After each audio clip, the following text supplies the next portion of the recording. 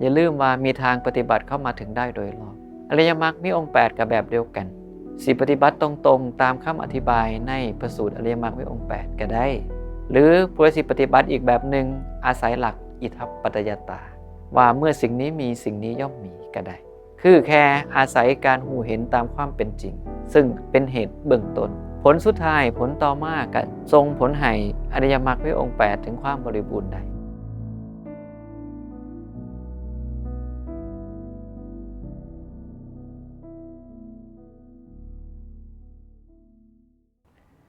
พอกันอาทิตย์ละเทือนะซุ่มล็อกฟอร์ดไปทางใดซุ่มล็อกฟอร์ดอาทิตย์หนึ่งพอกันเทียนึงได้เฮ้าขอโอกาสพันเตนมัสการพันเตว่าทางใดบ่ก็สิขอถวายพระสูตรมรรคไม่องค์8แท่นตลอดเพราะว่าพันเตได้ปรารภเมื่อคืนถ้าว่าขน้อยจะผิดพลาดตรงใดก็ขอให้พันเตพันคำคลีดให้แล้วก็ตักเตือนโดยขอเลยมักมีองค์8ข้อที่1สัมมาทิฏฐิให้เห็นถูกต้องให้เห็นว่าขันธ์5นี่บ่แม่นของเฮามีตั้งแต่ธรรมศาสตร์ดินน้ำไฟลมอาศัยซึ่งกันและกันและตั้งตัวบ่มีหยังเป็นของเฮาข้อที่2สัมมาสังกัปปะให้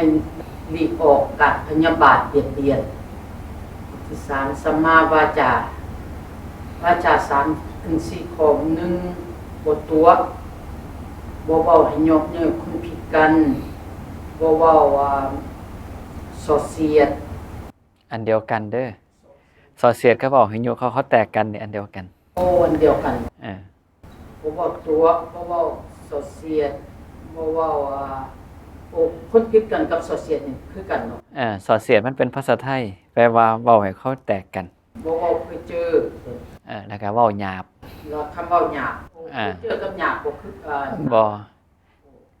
เว้าเพ้อเจ้อคือเว้าไปเรื่อยบ่มีหลักฐานบ่มีที่มาที่ไปบ่มีเวลาจบแต่ว่าเว้าหยาบคือเว้าแล้วเขาเจ็บช้ำน้ำใจนั่นเพิ่นว่าหยาบข้อที่4สัมมาสัมตะแม่นศีล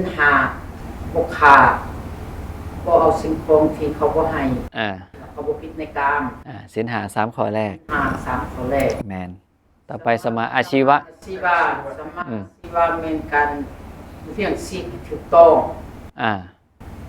บ่ฆ่ามนุษย์บ่ฆ่าของมึนเมาบ่ฆ่าอาวุธบ่ฆ่าสิ่งที่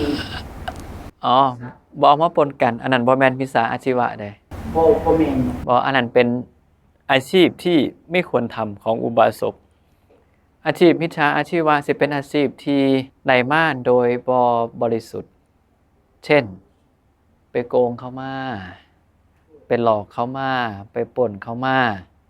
ไปตัวเขามานี่ล่ะอาชีพที่บ่ถูกต้อง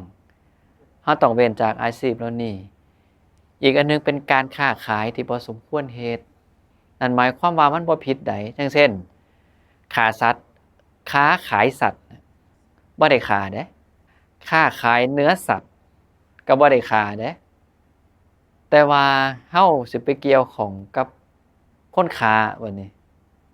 เฮาขายเนื้อสัตว์นี่ถามว่าเฮาไปเอาเนื้อมาจากไสคันเฮาบ่ฆ่าเองก็ต้องไปเอามาจากผู้ค้าแม่นบ่ตัวนี้นี่มันบ่ได้บ่ควรเฮ็ดคือคำว่าบ่ควรกับห้ามนี่มันสิต่างกันอยู่มันบ่เหมาะสมกับความเป็นอุบาสกของเฮาเช่นการค้าขายน้ำเมาจังซี่การค้าขายยาพิษการค้าขายอาวุธเฮาบ่ได้ฆ่าเขาเองเด้เฮาบ่ได้ฆ่าเองเฮาบ่ได้ทำลายเองแต่ว่าเฮาต้องเกี่ยวข้องกับคนบ่ดีถูกบ่เฮาขายเหล้านี่ถามว่าคนบ่กินสิซื้อเฮาบ่คนบ่กินเหล้าสิซื้อเหล้าเฮาบ่ก็บ่เฮาขายยาพิษนี่ถึงเฮาบ่ได้ฆ่าแต่ว่าคนซื้อยาพิษจากเฮาไปก็ซื้อไปหยังซื้อไปฆ่าเฮาขายอาวุธจังซี่เฮาบ่ได้เฮ็ดหยังเลยเด้ศีลเฮาบ่ได้ผิดแต่ว่าเฮาไปเกี่ยวของกับซุ่มนี่ซื้ออาวุธเขาซื้อไปหยังซื้อไปซองเบิ่งบ่นี่เห็นบ่เฮาสิไปเกี่ยวของกับคนบ่ดี ซึ่งมันเป็นเหตุให้อย่างน้อยเฮาถูกตำหนิติเตียนที่พระพุทธองค์เพิ่นว่างูเปื้อนคูดจำได้บ่ว่าถึงแบบว่าเฮาเองสิบ่มีปัญหาแต่ว่าคนเฮาไปเกี่ยวข้องกับคนบ่ดีชื่อเสียงเฮาก็มั่วหมองไปนำเขา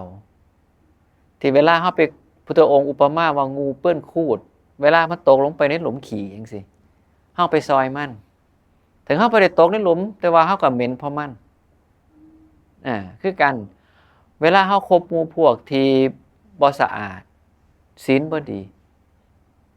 ถึงเฮาสิเป็นคนดีก็ตามแต่เวลาคนมองเข้ามาก็บ่ได้มองว่าเฮาดีเด้เฮาห้ามสิไปเกี่ยวข้องถูกลักษณะเดียวกันก็มิจฉาอาชีพชื่อก็บอกว่ามิจฉาอาชีพที่ผิดหมายความว่าได้มาโดยบ่ถูกต้องได้มาโดยบ่สุจริตแต่ของเฮาบ่หันเว้าถึง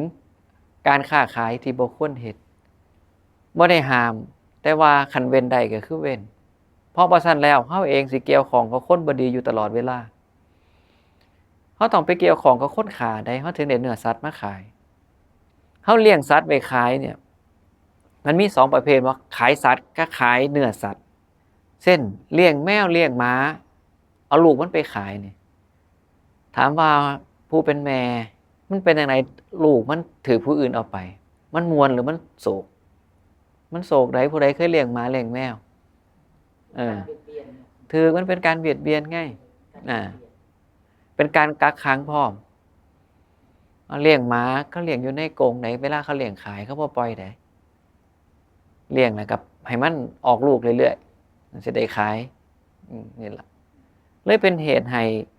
การขายสัตว์ก็ดีขายเนื้อสัตว์ก็ดีจึงเป็นการค้าขายที่อุบาสกบ่ควรเฮ็ด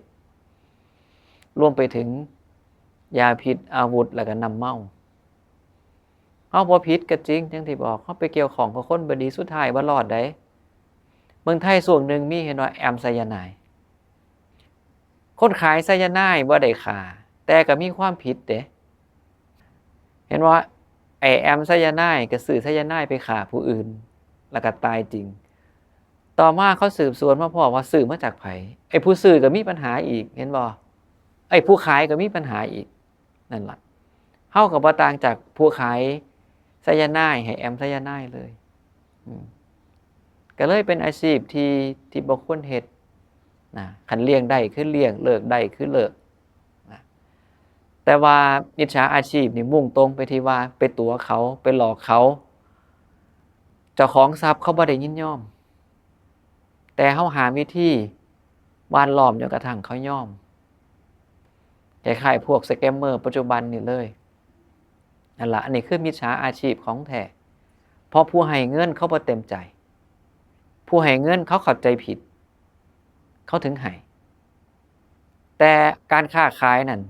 ผู้ให้เขาเต็มใจซื้อเด้ก็เฮาบ่ได้ตั๋วพร้อมนี่คือความต่างเป็นการเลี้ยงชีวิตที่บ่บริสุทธิ์นะต่อไปมีสัมมาวายามะบัดนี้สัมมาวายามะละกุมที่บ่ดีละเพียรกุมที่ดีโดยเส้นมรรคมีองค์8นี่และละที่ว่าโลกธรรม8สัมมาสติอยู่ในสติปัฏฐาน4กายอยู่ในกายบ่ให้ลืมลมเวทนาจักสุขทุกข์บ่สุขบ่ทุกข์จิตให้จักว่าจิตไปเสริมอารมณ์แบบใดมีหรือหายจักว่าจิตไปอยู่วันนั้นทำให้รู้จักว่าทุกสิ่งทุกอย่างเป็นธรรมชาติการเกิดแก่เจ็บตายเป็นธรรมชาติอริยสัจ4เป็นของที่แน่นอนถ้าบ่สามารถแก้ไขได้อันนี้เป็นธรรมชาติสัมมาสมาธิให้ใจมันคงเพื่อเฮาสิได้รวมทั้งหมดอยู่ในกันสติต้องละสมาธิละความที่บ่ถูกต้องสัมมาสมาธิที่ถูกต้องคันเอาแบบว่าในบางพระสูตรพระพุทธองค์บอกเลยว่าเป็นชั้นที่1ถึงชั้นที่4เอาตรงๆ1 4เลยก็ได้ว่าสมาธิที่ถูกต้องก็คือชั้นที่1ถึง4แต่ แต่บางอันที่พระองค์กล่าวถึงสมาธิพระองค์กล่าวถึงเรื่องการที่จิตมีอารมณ์อันเดียวซึ่งก็บ่ได้บอกว่าสั้น1 ถึง 4แต่บอกว่ามีอารมณ์อันเดียวแล้วก็อริยมรรคมีองค์8สามารถเฮ็ดให้บริบูรณ์ได้ด้วยการหูเห็นตามที่เป็นจริงเพราะว่าการที่เฮาหูเห็นจังซั่นพระองค์บอกว่านั่นคือสัมมาทิฏฐิของเธอการที่เฮามีความคิดจังซั่นเพิ่นว่านั่นเป็นสัมมาสังกัปปะความเพียรของเฮาเป็นสัมมาวายามะสติของเฮาเป็นสัมมาสติสมาธิของเฮาเป็นสัมมาสมาธิส่วนกายวาจาและก็อาชีวะของเฮามันก็บริสุทธิ์อยู่ในขณะนั้นแบบนี้ก็ได้คือกันเพราะว่าสัมมาทิฏฐิคันเอารายละเอียดตามพระสูตรในอริยมรรคมีองค์8น่ะรายละเอียดปลีกย่อยมันหลายส่วนหนึ่งเฮาก็ต้องแบบว่าขยันทบทวนอยู่เรื่อยๆประสันละมันสิหลงเพราะว่ารายละเอียดมันหลายจังสัมมาทิฏฐิรายละเอียดมี4ข้อใดเห็นทุกข์เห็นเหตุให้เกิดทุกข์เห็นความดับทุกข์เห็นข้อปฏิบัติให้ถึงความดับของทุกข์เพิ่นว่านี่คือสัมมาทิฏฐิสัมมาสังกัปปะก็มีอีก3สังกัปปะก็คือความคิดหรือความดำริเป็นความคิดที่ถูกต้องเพราะสัมมาคือถูกต้องไงความคิดที่ถูกต้องคือหยังคิดออกจากกามคิดบ่พยาบาทคิดบ่เบียดเบียนนี่3แล้วเด้สัมมาวาจามีอีก4นะสัมมากัมมันตะมีอีก3สัมมาอาชีวะมี2คือเว้นจากการเลี้ยงชีวิตที่ผิดให้เลี้ยงชีวิตโดยอาชีพที่ถูกต้องสัมมาวายามะมี4เพียรละอกุศลเพียรเฮ็ดกุศลให้ถึงพร้อมสัมมาสติมีอีก4สัมมาสมาธิมีอีก4เอาไล่เบิ่งตัวเลขเท่าใดแล้วเกือบ30พุ่นใดเกือบ30แล้ว20ปลายนะคิดเบิ่งทีหลังคันลงรายละเอียดอีหลีมันยาวมันเหมาะสำหรับผู้มีเวลาได้ทบทวนนะและเหมาะสำหรับผู้ที่มีความทรงจำที่ดีไล่ขึ้นไล่ลงไล่ไปไล่มาค่อยสำรวจเจ้าของอยู่เป็นระยะเพื่อให้อริยมรรคมีองค์8ของเจ้าของมันสมบูรณ์แต่สำหรับบางคนที่ความทรงจำบ่ดีไล่ได้ครบแน่บ่ครบแน่สิเฮ็ดจังได๋สิเฮ็ดให้อริยมรรคมีองค์8มันสมบูรณ์คือกันนั่นคือมีปัญญาหูเห็นตามความเป็นจริงให้มันได้นี่ก็อีกสูตรนึงนี่อีกทางนึงนะอย่าลืมว่ามีทางปฏิบัติเข้ามาถึงได้โดยรอบอริยมรรคมีองค์8กับแบบเดียวกันสิปฏิบัติตรงๆตามคำอธิบายในพระสูตรอริยมรรคมีองค์8ก็ได้หรือผู้สิปฏิบัติอีกแบบนึงอาศัยหลักอิทัปปัจจยตาว่าเมื่อสิ่งนี้มีสิ่งนี้ย่อมมีก็ได้คือแค่อาศัยการหูเห็นตามความเป็นจริงซึ่งเป็นเหตุเบื้องต้นผลสุดท้ายผลต่อมาก็ทรงผลให้อริยมรรคมีองค์8ถึงความบริบูรณ์ได้ตมาก็เลยพยายามเน้นให้แต่ละคนน่ะจำอิทัปปัจจยตาให้ได้เพราะนี่แหละคือปฏิจจสมุปบาทที่เป็นคอนเซปต์ของมันจังที่เฮาสวดมื้อเช้าบ่ฮู้ว่านั่งอยู่ทางล่างได้ฟังบ่หรือเพิ่งมาตอนเขาประเคนอาหารโลกมาแต่ท่านเคนอาหารเพราะว่ามื้อเช้าอยู่นี่นะอาวุโสไหมเพิ่นพาสาธยายระลึกถึงพระพุทธพระธรรมพระสงฆ์และก็ปฏิจจสมุปบาทในปฏิจจสมุปบาทล่องทวนเบิ่งติล่ะว่าเฮาว่าจังได๋อริยสาวกในธรรมวินัยนี้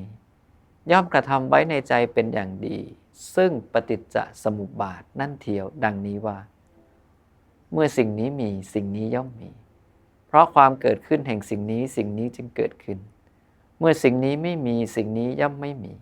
เพราะความดับไปแห่งสิ่งนี้สิ่งนี้จึงดับไปเห็นบ่นี่ล่ะคือปฏิจจสมุปบาทในส่วนที่เป็นคอนเซ็ปต์และก็ยะที่ทางได้แก่สิ่งเหล่านี้คือนั่นหมายความว่านี่คือตัวอย่างแบบหนึ่งของปฏิจจสมุปบาทนะเพราะมีอวิชชาเป็นปัจจัยจึงมีสังขารเพราะสังขารเป็นปัจจัยจึงมีวิญญาณเห็นว่ามันเป็นแค่ส่วนหนึ่งของปฏิจจ แต่บ่แม่นทั้งเบิดของปฏิจจะอยู่นี่คอนเซปต์มันอยู่นี่เมื่อสิ่งนี้มีสิ่งนี้ก็มีและถ้าสิ่งนี้ดับสิ่งนี้ก็ดับนี่ล่ะนี่คือก้อนเนี่ยเฮาจำก้อนนี้ให้แม่นแล้วเวลาเฮาหวังผลอีหยังก็ตามกลับไปเบิ่งเหตุมันจังวังหันเฮาคุยกันเรื่องหวังผลเพื่อให้เกิดอริยมรรคมีองค์8เฮามานั่งไล่ขอแบบที่เฮาไล่กันว่าหันก็ได้หรือสิหยิบพระสูตรที่อาตมาเพิ่งบอกไปก็ได้ว่าแค่หูเห็นตามความเป็นจริงให้ได้ก็เป็นเหตุให้อริยมรรคมีองค์8บริบูรณ์คือกันนี่นะเมื่ออันนี้มีอันนี้ก็สิมีถ้าอันนี้เกิดอันนี้ก็สิเกิดนะเพราะว่าในหลายต่อหลายพระสูตรพุทธองค์ก็มีเว้าในหลักการของปฏิจจะทั้งนั้นบางพระสูตรเพิ่นเริ่มที่นี่ได้เพราะอาศัยตาด้วยรูปทั้งหลายด้วยจึงเกิดจักษุวิญญาณความประชุมกันแห่งธรรม3ประการนั้นคือผัสสะเริ่มต้นจากนี้ก็มีถ้าบุคคลย่อมคิดถึงสิ่งใดดำริถึงสิ่งใดหรือมีจิตฝังลงไปในสิ่งใดสิ่งนั้นย่อมเป็นอารมณ์เพื่อการตั้งอยู่แห่งวิญญาณเมื่ออารมณ์มีอยู่ความตั้งขึ้นแห่งวิญญาณย่อมมีเมื่อวิญญาณนั้นตั้งขึ้นแล้วเจริญงอกงามแล้วความเกิดขึ้นแห่งภพใหม่ต่อไปย่อมมีเพราะความเกิดขึ้นแห่งภพใหม่ต่อไปมีชาติชรามรณะโศกะปริเทวะทุกขโทมนัสและอุปายาสะต่อไปจึงเกิดขึ้นครบถ้วนเห็นว่านี่กับปฏิจจะได้เพราะเฮาเป็นจังซี่จึงส่งผลให้เกิดนี่หรืออีกแบบหนึ่งที่บ่เกี่ยวข้องกับเรื่องพวกชรามรณะเลยพุทธองค์กล่าวกับสมณเณรวาเสถะและพาละทวาชะ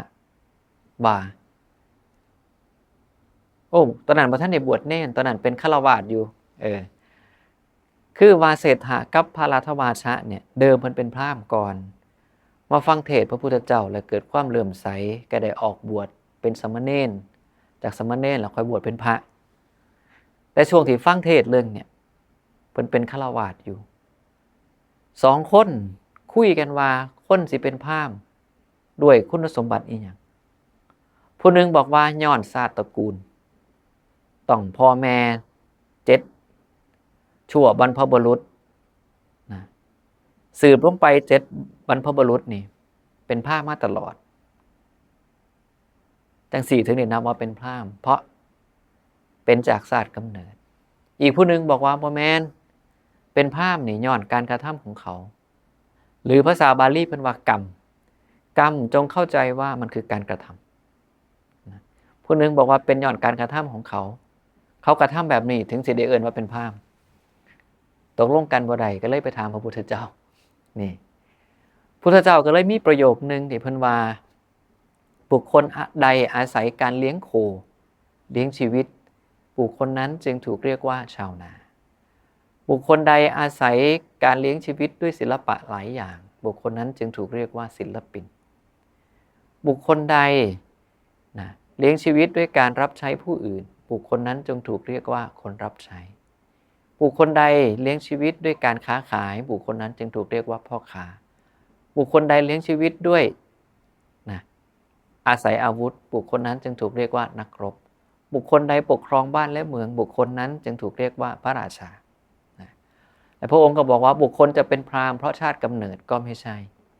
จะไม่ใช่พราหมณ์เพราะชาติกำเนิดก็ไม่ใช่อีกบุคคลจะเป็นพราหมณ์เพราะกรรมคือการกระทำจะไม่ใช่พราหมณ์ก็เพราะกรรมคือการกระทำบุคคลเป็นศิลปินก็เพราะกรรมเป็นชาวนาก็เพราะกรรมเป็นพ่อค้าก็เพราะกรรมเป็นนักรบก็เพราะกรรมเป็นพระราชาก็เพราะกรรมเนี่ยการที่พิจารณาว่าผู้ใดเป็นอีหยังย้อนการกระทำของเขาพระองค์บอกว่า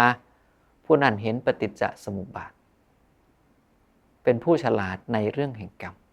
เนี่ยการเห็นปฏิจจสมุปบาทคือการหูว่าคนเป็นอีหยังย้อนมีเหตุมีปัจจัยจากการกระทำของเขานี่ไงนี่ก็เป็นปฏิจจสมุปบาทอีกแบบหนึ่งเป็นเพราะการกระทำแล้วก็ไล่มาเห็นดะเฮ็ดจังซี่เขาก็ถือเอิ้นว่าจังซี่เฮ็ดจังซี่ก็ถือเอิ้นว่าจังซี่นั่นล่ะ ก็เลยพยายามโดยความที่ว่าแต่ละคนเป็นฆราวาสมีกิจมากมีสิ่งที่ต้องจัดต้องทำมากว่าแม่นชีวิตแบบพระที่สิมีเวลามานั่งอ่านมานั่งทบทวนมานั่งจือมานั่งจำเขาต้องอาศัยหลักการที่เป็นคอนเซปต์ของปฏิจจสมุปบาทให้ได้ว่าเมื่ออะไรมีอยู่เนาะอันนี้จึงมีและเพราะอะไรเกิดขึ้นเนาะอันนี้จึงเกิดขึ้นเมื่อเขาปรารถนาความพ้นทุกข์ปรารถนาความเป็นอริยบุคคลก็ต้องสาวหาเหตุว่าวิธีการใดที่สะดวกต่อการปฏิบัติของเฮาในความเป็นฆราวาสนะก็เลยต้องเอาปฏิจจสมุปบาทนี่แหละที่เป็นในส่วนของคอนเซปต์มันมาใส่ว่าหันถึงต้องอธิบายเรื่องปฏิจจสมุปบาทเพิ่มเติมให้เห็นว่าแมนแคร์เพราะมีอวิชชาเป็นปัจจัยจึงมีสังขารเท่านั้นในเรื่องของปฏิจจสมุปบาทเพราะอาตมาเองเคยเข้าใจว่าปฏิจจสมุปบาทคือหม้องนี้เพียงเท่านี้แล้วบานนี้ไปพ้อพระสูตรที่พระสารีบุตรเพิ่นว่าผู้ใดเห็นธรรมผู้นั้นชื่อว่าเห็นปฏิจจสมุปบาทผู้ใดเห็นปฏิจจสมุปบาทผู้นั้นชื่อว่าเห็นธรรมก็เลยพยายามไปทำความเข้าใจตัวปฏิจจสมุปบาทที่เริ่มจากอวิชชาตีกันอิลุงตุงนางเลยเพราะหยังไล่มาสังขารทั้งหลายมีหยังมี3กายสังขารวจีสังขารจิตตสังขารไล่มาวิญญาณมี6กายวิญญาณโสตวิญญาณฆานวิญญาณชิวหาวิญญาณกายวิญญาณมโนวิญญาณไล่มานามรูปอีกเห็นว่ารูปก็คือภูตธาตุ4และรูปที่อาศัยภูตธาตุ4แล้วก็มีหยังอีกนามคือหยังเวทนาสัญญาเจตนาผัสสะมนสิการนี่เรียกว่านามรูปนี้ด้วยนามนี้ด้วยนะเป็นจังซี่มาหยังอีกสลายตนะบัดนี้ตาหูดังลิ้นกายใจเอ้ามาผัสสะผัสสะคือมาพ่ออยู่หม้องนี้แล้วไปพ่ออยู่ในนามอีกมึนตึบมาเวทนาเวทนาคือจังไปพ่ออยู่ในส่วนของนามแล้วมาพ่ออยู่หม้องนี้อีกสรุปแล้วมันเป็นจังไหนคือจากเวทนากับมาตัณหามีอีก3กามตัณหาภวตัณหาวิภวตัณหามาภพก็มีกามภพรูปภพอรูปภพมาศาสตร์มาสลามรณะโอ้สารพัดไล่บัดนี้มีคือสิยากที่เข้าใจธรรมรายละเอียดมันกระจุกกระจิกแห่งแต่ไปเบิ่งรายละเอียดที่เพิ่นอธิบายไว้ในพระไตรปิฎกเล่มที่16ประมาณพระสูตรต้นๆนั่นล่ะพระสูตรที่2บ้างโอ้บ่ง่ายเลยรายละเอียดของปฏิจจสมุปบาทแต่ละอันที่สำคัญมันซ้อนกันอีกเห็นบ่ในนามก็มีผัสสะในนามมีเวทนาพ่อมาเบิ่งตรงนี้มีเวทนามีสลายตนะมีผัสสะมันคือแยกกันมาจังซั่นโอกาสทันทีคือน้อยคือว่าผัสสะนี่อยู่เกือบทุกหนทุกแห่งเลยผัสสะก็ขึ้นอยู่กับว่าเฮาเอาพระสูตรใดมาพิจารณาที่เว้ามาก็บ่ผิดเพราะว่ามันมีพระสูตรหนึ่งที่พระพุทธองค์กล่าวแค่วิญญาณถือเอารูปตั้งอยู่ก็ตั้งอยู่ได้เป็นวิญญาณที่มีรูปเป็นอารมณ์มีรูปเป็นที่อาศัยมีนันทิเป็นที่เข้าไปซ่องเสพก็ถึงความเจริญงอกงามไพบูรย์ได้วิญญาณซึ่งเขาถือเอาเวทนาตั้งอยู่ก็ตั้งอยู่ได้ซึ่งถือเอาสัญญาตั้งอยู่ก็ตั้งอยู่ได้แล้วก็ถือเอาสังขารตั้งอยู่ก็ตั้งอยู่ได้กลายเป็นว่าเพียงแค่ขันธ์5พุทธองค์อธิบายได้คือกันบ่ต้องหลายคือจังในปฏิจจสมุปบาทก็ได้ข้อนี้นี่บ่มีผัสสะเข้าเกี่ยวข้องมีมันอยู่ในนี่ล่ะเมื่อไหร่ก็ตามความปรากฏขึ้นของวิญญาณนับได้ว่ามันคือความปรากฏของผัสสะใดเพราะพุทธองค์บอกว่าวิญญาณเนี่ยที่ปรากฏต้องอาศัยส่วน2คืออายตนะภายในกับภายนอกต้องอาศัยส่วน2วิญญาณถึงสิปรากฏขึ้นได้เพียงแค่ว่าในเรื่องของอุปทานขันธ์5ที่เพิ่นอธิบายแค่5ตัวเพิ่นบ่ได้อธิบายบอกว่าตัวพวกอายตนะมันอยู่หม่องใดมันมีพระสูตรที่พระองค์อธิบายเลยความปรากฏขึ้นของวิญญาณต้องอาศัยธรรม2อย่างก็คืออายตนะภายในกับอายตนะภายนอกเช่นเพราะอาศัยตาด้วยรูปทั้งหลายด้วยจึงเกิดจักษุวิญญาณเพราะอาศัยหูด้วยเสียงทั้งหลายด้วยจึงเกิดโสตวิญญาณ เพราะอาศัยจมูกด้วยกลิ่นทั้งหลายด้วยจึงเกิดฆานวิญญาณเพราะอาศัยลิ้นด้วยรสทั้งหลายด้วยจึงเกิดชิวหาวิญญาณเพราะอาศัยกายด้วยโผฏฐัพพะด้วยจึงเกิดกายวิญญาณเพราะอาศัยมโนด้วยธรรมทั้งหลายด้วยจึงเกิดมโนวิญญาณเห็นบ่วิญญาณสิปรากฏได้ต้องอาศัยส่วนสองก็คือความประชุมกันหรือความประจวบพร้อมกันแห่งธรรม3ประการนั่นคือผัสสะวิญญาณนี่สิมาเกิดหลังจากผัสสะกระทบสิ่งแล้ววิญญาณต้องเข้ามารับรู้วิญญาณเกิดขึ้นผัสสะถึงสิเกิดโอ้วิญญาณเกิดขึ้นผัสสะเพราะว่าธรรม3ประการเกิดก่อนผัสสะเกิดที่หลังนะเพราะอาศัยสิ่งนี้กับสิ่งนี้เป็นปัจจัยจึงเกิดวิญญาณแล้ว3อย่างครบปุ๊บนั่นล่ะถึงเอิ้นว่าผัสสะ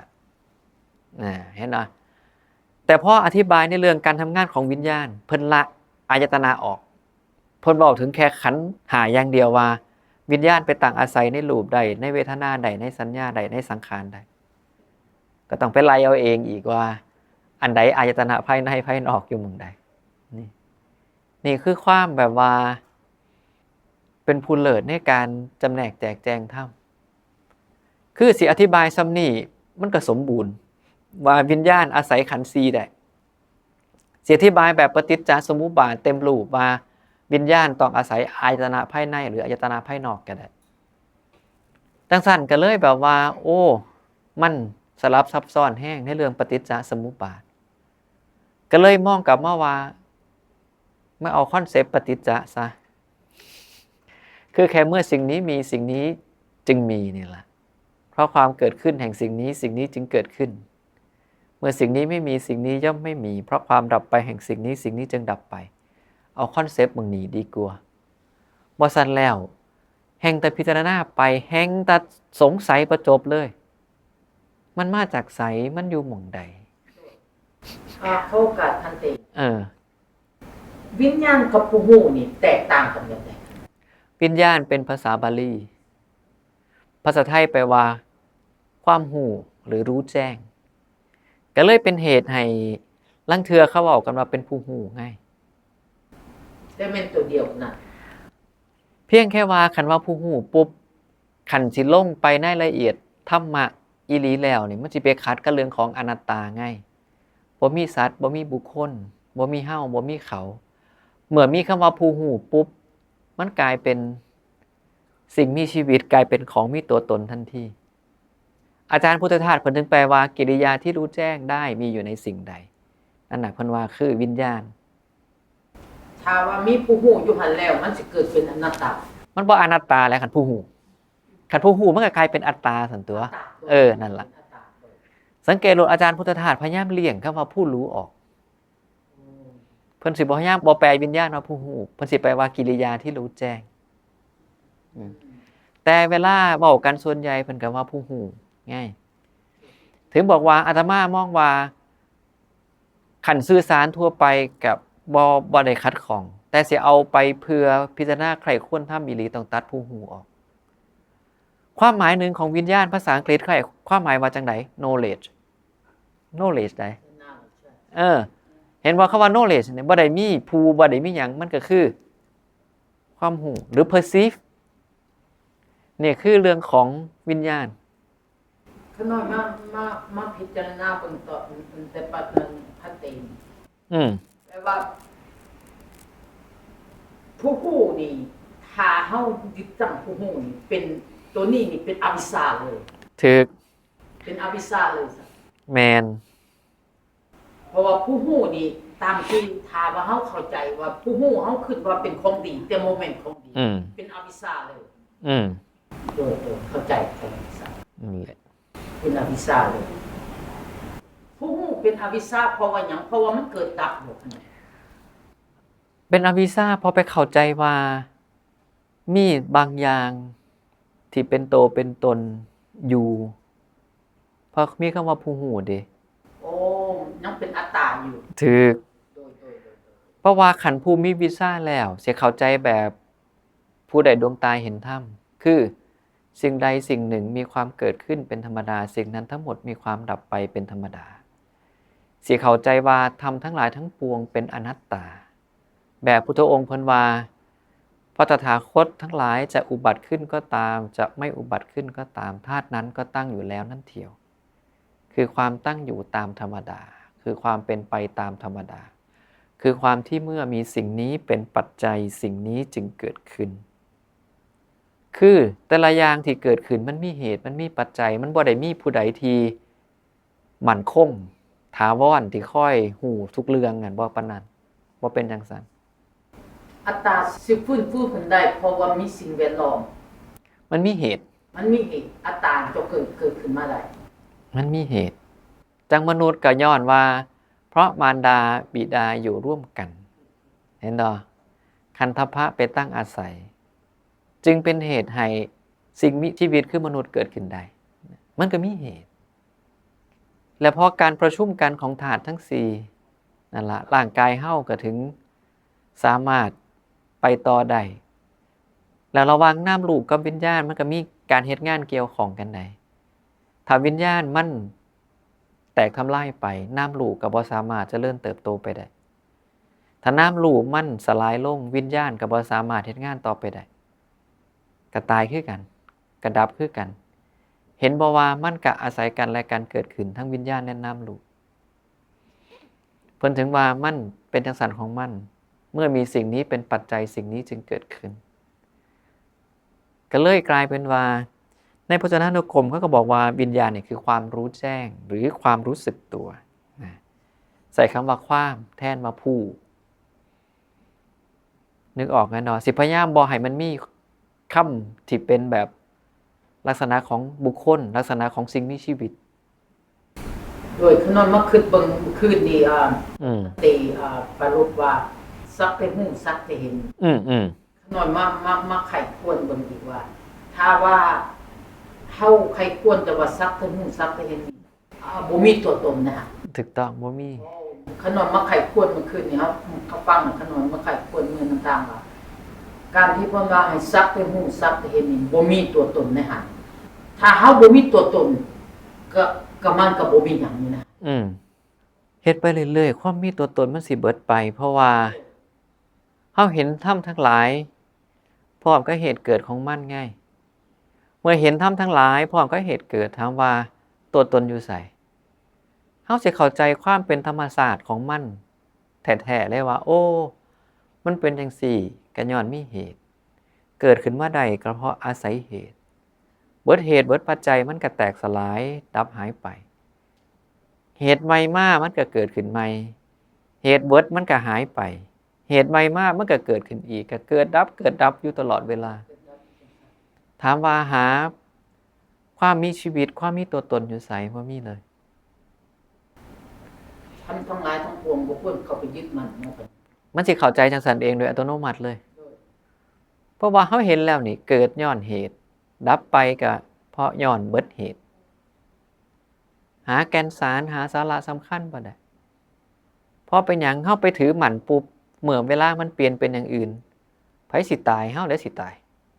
ทุกข์เด้บัดนี้แม่นบ่คันมันเปลี่ยนเป็นอย่างอื่นถ้าเฮาบ่เข้าใจสังเกตบ่ว่าเวลาพุทธองค์เพิ่นกล่าวถึงเรื่องอนิจจังทุกขังอนัตตาในภาพใหญ่นะเพิ่นสิว่าสังขารทั้งหลายทั้งปวงไม่เที่ยงสังขารทั้งหลายทั้งปวงเป็นทุกข์ธรรมทั้งหลายทั้งปวงเป็นอนัตตาตรงทุดท้ายที่เป็นอนัตตาเพิ่นว่าธรรมทั้งหลายเป็นอนัตตาใดเพิ่นบ่ได้ว่าสังขารทั้งหลายเป็นอนัตตาใดย้อนหยังคือเป็นจังซั่นส่วนหนึ่งเพราะว่าธรรมะเนี่ยมันคือความที่เป็นธรรมชาติบ่มีผู้ใดควบคุมได้บ่มีผู้ใดสั่งการหรือบงการให้เป็นจังซั่นจังซี่ได้ธรรมะมันเป็นเรื่องของที่เป็นไปตามเหตุเป็นไปตามปัจจัยเมื่อมีสิ่งนี้เป็นปัจจัยสิ่งนี้จึงเกิดขึ้นก็เลยเป็นเหตุว่าเป็นหยังเฮาถึงเห็นพุทธองค์เพิ่นว่าธรรมทั้งหลายทั้งปวงเป็นอนัตตาเพราะแม้กระทั่งพระพุทธองค์เองเพิ่นก็เป็นเพียงผู้เข้าไปฮู้เข้าไปเห็นหรือที่เฮาฮู้กันว่าเป็นการตรัสรู้พุทธองค์บ่ได้สร้างระบบพวกนี้ขึ้นมาใดจังอิทัปปัจจตาจังปฏิจจสมุปบาทตั้งแต่อวิชชาจนฮอดชรามรณะนี่พุทธองค์บ่ได้สร้างเรื่องพวกนี้ขึ้นได้มันตั้งอยู่แล้วของมันจังซี่เพิ่นถึงว่ามันตั้งอยู่แล้วนั่นเถียว แล้วมันก็อาศัยกันและการเกิดขึ้นจังซี่มาแต่ไหนแต่ไรพระพุทธองค์ทั้งหลายสิอุบัติหรือบ่อุบัติมันก็เป็นจังซี่ได้เพราะชาติเป็นปัจจัยจึงมีชรามรณะและเพราะชาติไม่มีชรามรณะจึงไม่มีมันก็เป็นจังซี่มาแต่ใดแต่ไรได้แล้วผู้ใดเคยศึกษาพุทธประวัติของพระพุทธเจ้าแต่ละพระองค์ช่วงที่เพิ่นตรัสรู้สิเห็นเลยว่าพระพุทธเจ้าแต่ละพระองค์เนี่ยก่อนสิได้ตรัสรู้เพิ่นสิพากันพิจารณาปฏิจจสมุปบาทว่าเมื่ออะไรมีอยู่หนอชรามรณะจึงมีเพราะอะไรเป็นปัจจัยจึงมีชรามรณะพอเพิ่นพิจารณาปุ๊บเมื่อเกิดการโยนิโสมนสิการความเข้าใจในธรรมก็จึงเกิดขึ้นเพิ่นก็มีความรู้เกิดขึ้นว่าเพราะชาติเป็นปัจจัยจึงมีชรามรณะเมื่อชาติมีชรามรณะจึงมีนะจากนั้นพุทธองค์แต่ละพระองค์เพิ่นกะพิจารณาต่อไปอีกว่าเมื่ออะไรมีอยู่ชาติจึงมีนะเพราะอะไรเป็นปัจจัยจึงมีชาติเพราะการกระทำในใจโดยแยบคายเพิ่นก็เลยเกิดความรู้ขึ้นว่าเมื่อภพมีชาติจึงมีเพราะภพเป็นปัจจัยจึงมีชาติเห็นบ่ซึ่งแล้วนี่พุทธองค์เป็นผู้เข้าไปรู้พร้อมรู้ทั่วถึงนะแล้วก็เอามาบอกเอามาแสดงเอามาบัญญัติแต่บ่ได้เป็นผู้ใดสร้างขึ้นพุทธองค์ก็บ่ได้สร้างขึ้นนี่ล่ะธรรมทั้งหลายทั้งปวงเป็นอนัตตาเพราะสิ่งที่เป็นอนัตตาเนี่ยเฮาสิบ่ได้ตามปรารถนามันเลยที่พุทธองค์สอนกับภิกษุปัญจวัคคีย์นะที่ว่ารูปเป็นอนัตตารูปจึงเป็นไปเพื่ออาพาธและเราก็ไม่ได้ตามปรารถนาในรูปว่าจงเป็นอย่างนี้อย่าได้เป็นอย่างนั้นนี่แหละเฮาบ่ได้ตามปรารถนาเพิ่นถึงว่ามันเป็นอนัตตาตัวธรรมทั้งหลายคือกันเฮาบ่ได้ตามปรารถนาใดเฮาสั่งบ่ได้เฮาเปลี่ยนบ่ได้ใดแต่เฮาฮู้เหตุแค่นั้นเองว่าคันเฮ็ดจังซี่มันสิได้จังซี่คันคิดแบบนี้มันสิได้แบบนี้คันปฏิบัติแบบนั้นมันสิได้แบบนั้นนี่นะคำว่าฮู้เหตุฮู้ปัจจัยเฮาก็ลงมือปฏิบัติตามเหตุตามปัจจัยแล้วผลที่มันเกิดขึ้นมันเป็นไปตามธรรมบ่ได้เป็นไปตามเฮาเฮาถึงสั่งการธรรมะบ่ได้แต่เฮาสร้างเหตุได้เท่านั้นเองมาพิจารณาเบิ่งแล้วน้อยว่าเวลาเฮานั่งฟังธรรมคือเฮาเข้าไปในดงที่ว่าเย็นธรรมนี่นะครับเวลาเฮาสเต็ปเอาท์มาโลกใหม่ตัวนี้มันปัญหาว่าสเต็ปออกมาเฮาแบบว่ามาโลกอื่นแล้วพุทธองค์ถึงบอกอุบาสกอุบาสิกาพวกเป็นคฤหัสถ์ว่าอย่าเหินห่างการเยี่ยมเยียนภิกษุง่ายนี่เป็นหนึ่งในธรรมอันบ่เสื่อมของคฤหัสถ์ใดต้องเข้าวัดเยี่ยมเยียนภิกษุเรื่อยๆก็ตามเหตุโดยในคณะเดียวนี้คือฟังสิเฮาละได้เบิดโดยเฉพาะเป็นเด็กขน่อยละออกยากออกได้เข้าใจแล้วก็ปกติได้เวลาเฮาออกไปมันออกจากโลกธรรมออกไปพ้อโลกที่ว่าเฮาสิอยู่ตัวนี้ยากเลยล่ะยากอาตมายังจำความรู้สึกสมัยเป็นฆราวาสได้เวลาไปปฏิบัติธรรมอยู่วัดเทียนหนึ่งเนี่ยเขามีความสดชื่นเขามีความซื่นเขามีความขยันที่สิปรารภความเพียรได้กลับมาบ้านตื่นดึกลุกเช้านั่งสมาธิย่างจงกรมตื่นมาใส่บาตรก่อนนอนนั่งสมาธิพุ่นได้ผ่านไปแล้วอาทิตย์2อาทิตย์เริ่มแล้วถอยสุดท้ายก็เอาไว้ก่อนเมียนอนดีกว่าโอ้ยตื่นแต่เช้ามาใส่บาตรโพดได้แม่นเพิ่นมาแต่เช้าเอาไว้ก่อนเดี๋ยวค่อยไปใส่บาตรมื้อหลังก็ได้นั่นล่ะก็เป็นจังซั่นพอรู้สึกว่าเจ้าของห่างเติบก็โอ้ยบ่ไหวแล้วโลกมันดึงโลกมันกลืนก็เลยไปวัดไปปฏิบัติธรรมใหม่ไปปฏิบัติธรรมใหม่ก็ได้ชาร์จพลังงานมาใหม่ก็มาดูอีกได้บัดนี้ออกมาแล้วใหม่ๆนะมันก็วนอยู่จังซี่ก็เลยพอเข้าใจอยู่ว่าเป็นคือกันเฮาอยู่กับโลกมันมีเรื่องเล่าสารพัดเลยที่ดึงให้เฮาออกจากไอ้ที่ควรที่เหมาะถึงบอกมาเนี่ยนึกภาพออกเลยยังมีความทรงจำอยู่ได้ว่าเป็นคือกัน ได้ไปปฏิบัติธรรมอยู่วัดก็โอ้ยซื่นแต่ว่าให้ไปทุกอาทิตย์ก็บ่ได้เคยรับปากพระเพิ่นว่ายามวันศุกร์สิมานอนวัดน่ะแล้วยามวันเสาร์ก็สิได้มาฟังธรรมปฏิบัติธรรมแล้ววันอาทิตย์ค่อยกลับเสาร์วันอาทิตย์นะกินข้าวแล้วอีหยังแล้วซอยพระเพิ่นเมียนนั่นเมียนนี่แล้วก็สิกลับบ้านนะบ่ไหวเพราะหยังผ้าก็บ่ทันได้ซักผ้าก็บ่ทันได้รีดวันจันทร์ต้องไปเฮ็ดงานแล้วบ่ไหวเฮ็ดทุกอาทิตย์บ่ไหวเพราะสมัยตะกี้มันบ่มีไดเครื่องอบผ้าบ่มีไดซักมือตาแข็งซักนั่นแล้วแล้วคันถึกหน้าฝนจังซี่จบเลยคันเฮาเขามาฟังธรรมมาอยู่ในหมู่คณะธรรมนำกันจังซี่คั่วมีในกรอบตัวนั้นก็โอเคดีบัดแล้วล่ะเฮาย่างออกไปอีกมันแบบเดียวกับว่าเฮาอยู่ในห้องแอร์เย็นแล้วย่างออกไปนอกแสงแดดมันกระทบจังซี่ตัวนี้นี่ก็เป็นการยากแต่ว่าขน้อยก็สิ่งที่ว่าสิสอนได้คือสิแม่นคารวะสันเลิศเท่านั้นที่ว่าสิพอไปได้คารวะสันเลิศคุณสมบัติเป็นจังได๋คารวะสันเลิศนี่คุณสมบัติคือคุณสมบัติว่าหากินเที่ยงธรรมบ่เคียงเท็จกับตัวเองข้อที่2มาให้เลี้ยงตนเองให้บุตรภรรยานะมารดาบิดาคนใช้คนทำงานให้อยู่เป็นสุขให้อิ่มหนำสำราญข้อที่3นี่มันแบ่งปันโภคทรัพย์บำเพ็ญบุญอันสุดท้ายมีปกติเห็นโทษมีปัญญาเครื่องสลัดออกโดยขน้อยก็เอาตัวนี้ล่ะมาเป็นน้ำหนักคันว่าเฮ็ดเวียกเฮ็ดงานก็คันว่ามันโสมากอ่ะเอาศีล5ขึ้นมาเป็นให้คิดว่าให้มีศีล5จะค่อยเป็นมนุษย์เอาพวกมนุษย์นี่เป็นตั้งมันจะค่อยสิพอไปได้เพราะว่าจังซั่นเฮาเป็นฆราวาสจังซี่แล่นออกกับแล่นเข้านี่ล่ะบ่ง่ายนะแต่ว่าช่วงในภาวนาเนี่ยเห็นเลยว่าความสงบใจมันมีหลายเพราะทางง่าเฮ็ดงานอยู่ฝ่าย rehabilitation ไงแบบลูกชายเจ้ามันล่ะมือแต่ละมือพอแต่คนบ่ 100% โอ้ยคันบ่มีธรรมะเด้อได้ผิดกันซุมื้อล่ะ